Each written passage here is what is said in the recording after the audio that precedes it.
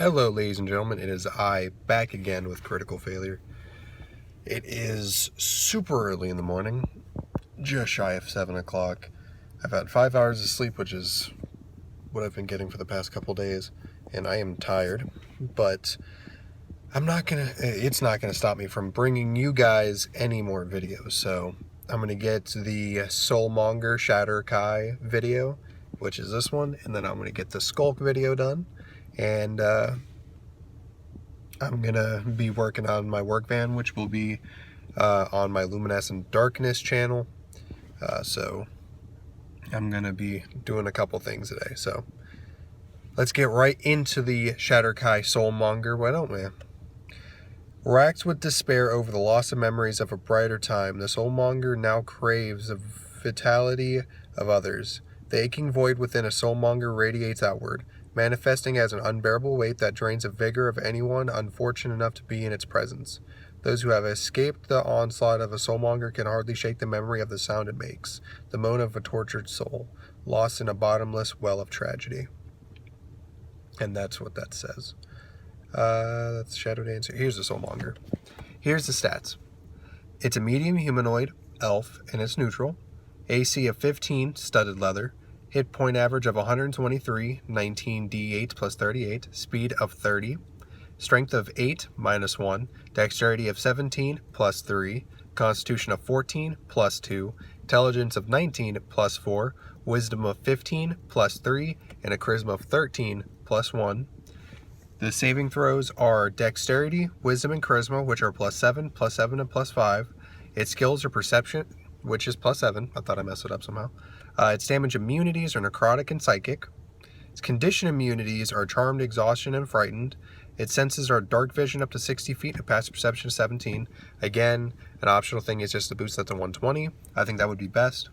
Its languages are Common and Elvish, and it's a challenge rating 11, 7,200.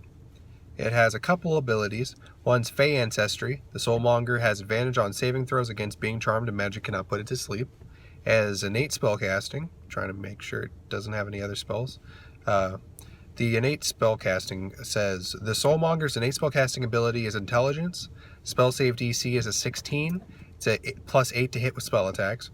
It can innately cast the following spells requiring no material components. At will, it can do Chill Touch for 3d8 damage and Poison Spray for 3d12 damage. And once a day each, it can do Bestow Curse, Chain Lightning, Finger of Death, Gaseous Form, Phantasmal Killer, and Seeming. It has magic resistance. The Soulmonger has advantage on saving throws against spell and other magical effects. It has another one called Soul Thirst. When the Soulmonger reduces a creature to 0 hit points, the Soulmonger can gain temporary hit points equal to the half the creature's hit point maximum. While the Soulmonger has temporary hit points from this ability, it has advantage on attack rolls. Now that I can see being extremely brutal, because like this thing's probably going to be fighting with some other Shadar-Kai. And once it, like, say like a PC gets knocked unconscious, and like your PC probably has like between 30 to 100 health, and it gets half of that, that's going to be some really massive amounts of temporary hit points added to it. That's got to get taken away before the hit points, regular HP. And it has an ability called Weight of Ages. Any beast or humanoid other than the Shadar-Kai that starts its turn within 5 feet of the Soulmonger has its speed reduced by 20 feet until the start of the creature's next turn. It has multi-attack. The Soulmonger can use... excuse me. Sorry about that. It can use 2 Phantasmal Dagger attacks. The Phantasmal Dagger. It's a melee weapon attack, plus 7 to hit, reach up 5 feet, 1 target only.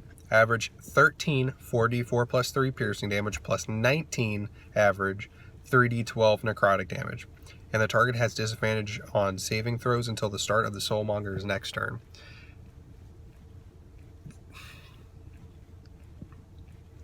That, I was going to say like you would have disadvantage on death saves. So yeah, it just says saving throws. So I would include death saves. So you have disadvantage on a death saving throw. You have disadvantage. God damn, if you have disadvantage on death saving throw, that's terrifying as is, because you're more likely to die. And I know if you're in the Shadowfell, you're already about to get murdered by everything, so you're just really unlucky. I always wanted to play a character similar to this. I definitely wanted to play a Shadar-Kai at one point. I know Ed had a character based off of the Shadar-Kai. Anyways, it has an ability called the Wave of Weariness. On a d6 roll between 4, 5, and 6, it recharges. The Soulmonger emits weariness in a 60-foot cube. Each creature in that area must make a DC 16 Constitution saving throw. On a failed save, a creature takes 45 average, 10d8 psychic damage, and suffers 1 level of exhaustion. On a successful save, it takes 22 5d8 psychic damage. I'm assuming you don't get the level of exhaustion, but it doesn't say that the exhaustion doesn't stack. So you can be getting base minimum 10 damage, which you can easily survive at higher levels, but that exhaustion that's going to keep stacking is going to affect you. That's really brutal. This one I would give advantage on Constitution, or its saving throws. I would give Constitution. I would have proficiencies in Stealth and Sleight of Hand. So those would be, what is Stealth? That's Dexterity. What's this? It'd be a +4. So Dexterity would be a +7. I would let it take Hide as a bonus action because this is more of a the Thief class. Excuse me, I mean Rogue.